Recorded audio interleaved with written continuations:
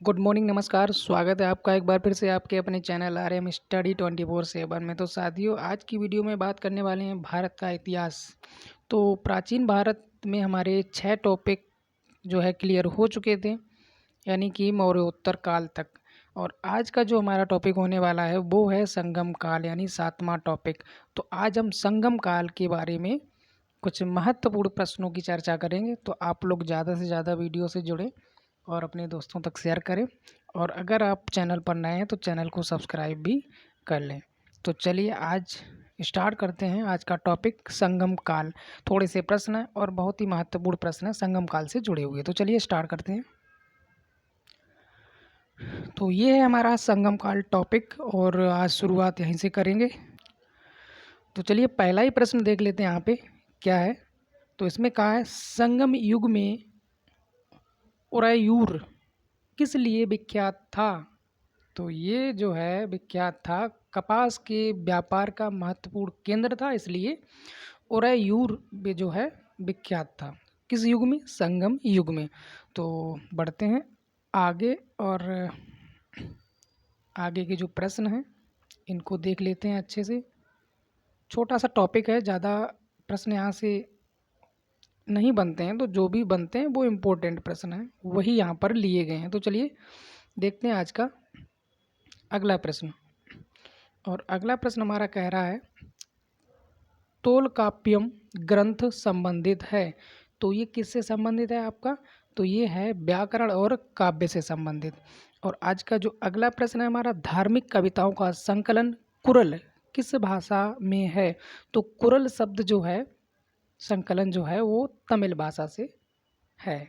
अगला प्रश्न है किस संगम युगीन राज्य के संरक्षण में 3 संगमों का आयोजन किया गया। तो ये है पांड्य।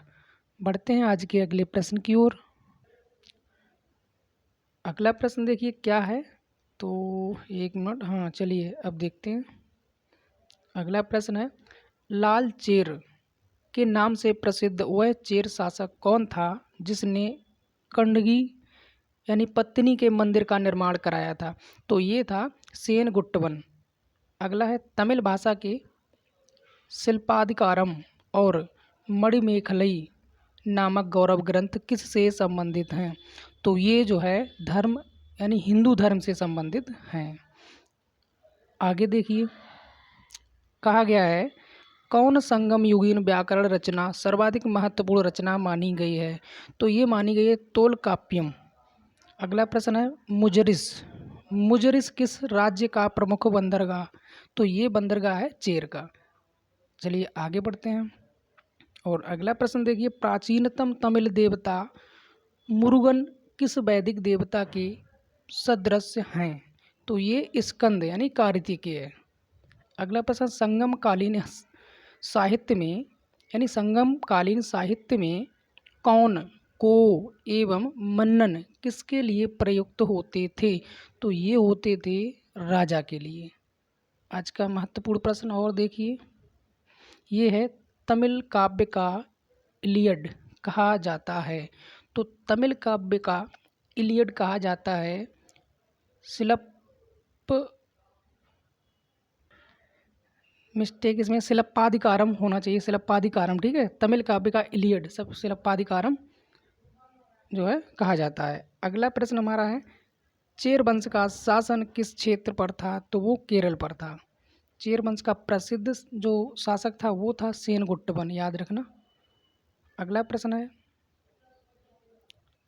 चोल वंश का जो प्रसिद्ध शासक था वो कौन था। वो करिकाल था। चेर वंश का था सेनगुट्टवन और चोल वंश का था करिकाल, जो प्रसिद्ध शासक हुआ करता था वो। अगला है चोल चोल काल में सूती वस्त्र उद्योग का प्रमुख केंद्र था। तो उरैयूर। अगला है तोलकाप्यम की रचना किसने की थी। तो ये की थी तोलकाप्यर ने, याद रखना, ठीक है।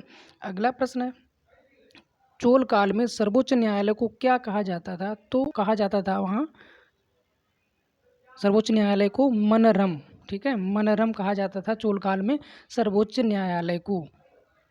अगला प्रश्न है पांड्यों की राजधानी क्या थी। तो मदुरै। अगला प्रश्न है तमिल का गौरव ग्रंथ जीवक चिंतामणि किससे संबंधित है? तो वो है जैन धर्म से संबंधित। अगला प्रश्न देखिए,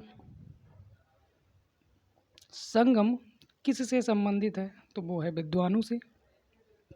अगला प्रश्न है, स्ट्रैबो के अनुसार संगम युग के किस वंश के शासक ने रोमन सम्राट ऑगस्टम के दरबार में 20 ईसा पूर्व के लगभग अपना एक दूत भेजा? तो ये था पांड्य नरेश। अगला प्रश्न देखिए, इसमें कहा गया है तमिल काव्य का ओडिसी किसे कहा जाता है?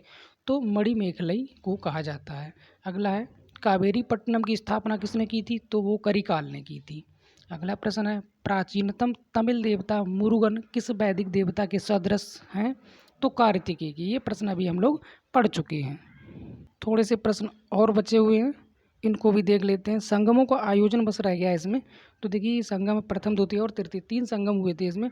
तो जो प्रथम संगम है वो मदुरई में हुआ था और इसकी अध्यक्षता किसने की थी? अगस्त्य ऋषि ने की थी, ठीक है, जिनको अगत्यार भी कहते थे। द्वितीय संगम है वो अलवय यानी कि कपाटुपुरम, इसकी भी जो अध्यक्षता की थी वो अगस्त्य ऋषि ने की थी। और जो अंतिम है हमारा तृतीय संगम, उसकी बात कर लेते हैं। तो ये हमारा तृतीय संगम मदुरई में हुआ था और इसकी जो अध्यक्षता की थी वो नक्कीरर ने की थी।